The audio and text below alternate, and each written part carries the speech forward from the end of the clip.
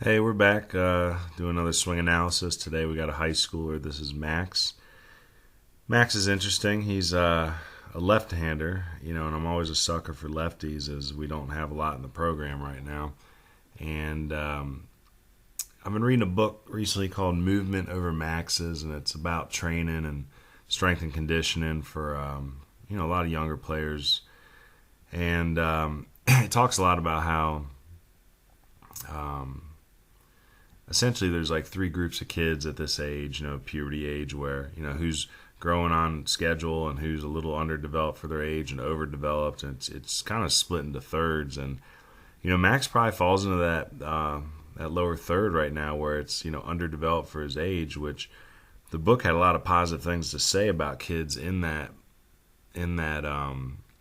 demographic that stick with it and keep working hard because they still do mature. It just takes a while, and if they're putting the time and effort in, the final product is, a lot of times tends out to be some of the better college players. So, I don't know how Max is going to develop, but we'll start looking at a swing here a little bit. The first thing I notice is, just trying to add a little bit more tension and strength in the setup. Getting your load set up early or getting a little bit of leg flexion early.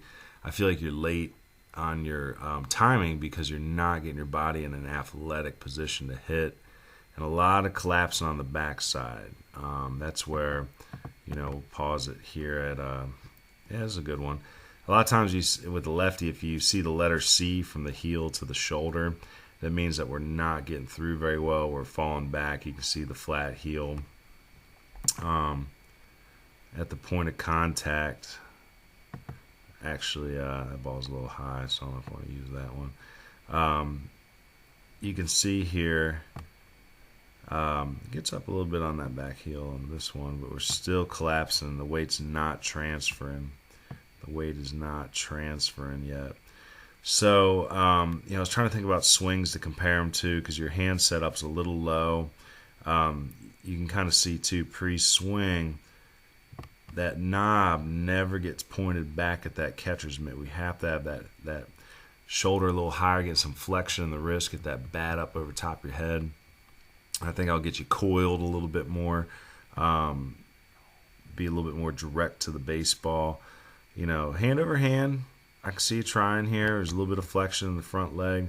We're back on that heel, but if you watch at the end of the swing, we collapse off that heel. So I brought in, this is first time here for Baseball University doing split screen. So Max, this is good for you here. So we can put a major league swing right next to yours. This is Nick Markakis, and I tried to line it up to where at that point of contact. And you can kind of see from the beginning of the video, it seems like Nick Markakis, even though the speed of the camera is essentially the same here, his is a little, his swing starts a little earlier on his timing, and it really comes down to being balanced on that back leg, like really getting a good load, a good rhythm. So when that pitcher's about to deliver, we're barring that back leg, everything is gathering on that back side. And as the swing comes through,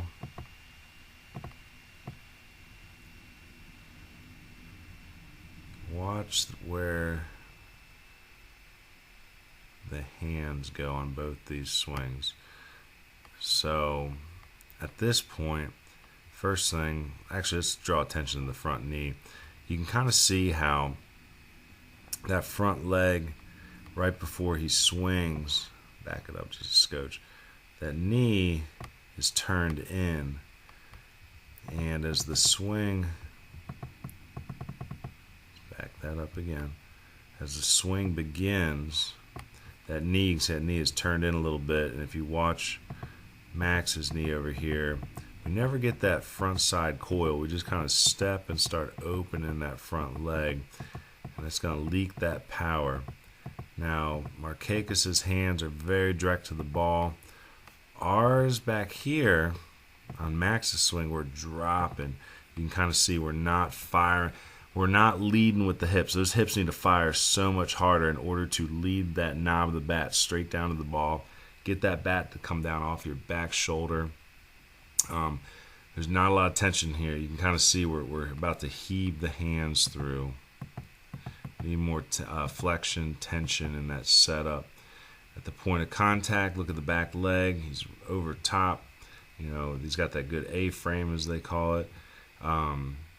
That knee and that thigh are coming through real well, coming up off that back heel. Gotta fire harder back here. Create some flexion on that back leg. You know, both heads are down, trying to stay down on it. Come back a little bit and watch some of that elbow separation.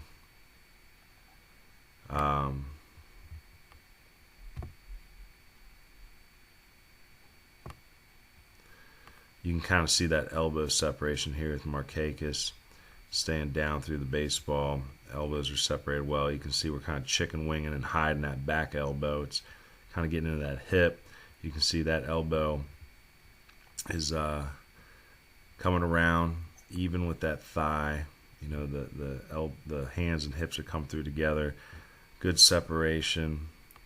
So that's really, I guess, my main advice to Max here is, like, start with your setup, get flexion, get crouched, you know, get those wrists with some flexion, you know, loose wrists, but you got to get some flexion, some strength going, some recoil. You know, look at that front hip here. He's pointing that, you know, you can see the stripe of the pant leg here. It means he's coiling that leg up.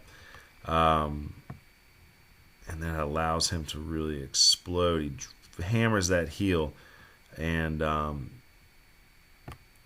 know, he's got a lot more balance here. He's got a wider stride as well. I try to probably, that's a good picture right there. Look at where his feet are, how spread out he is, and you're a little narrow here.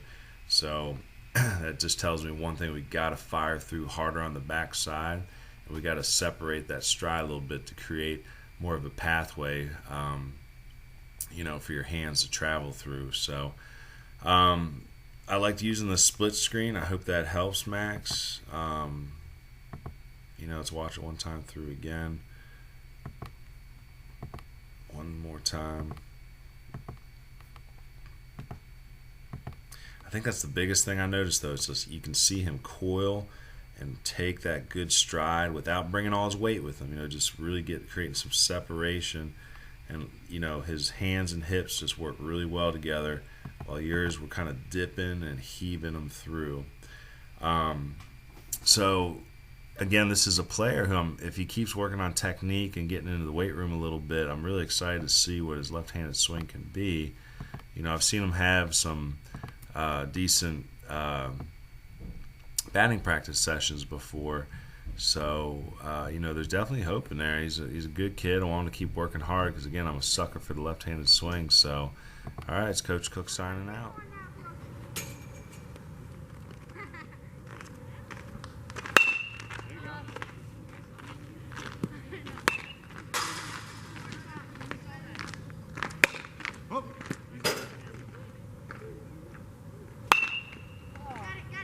Hey, look, I don't care.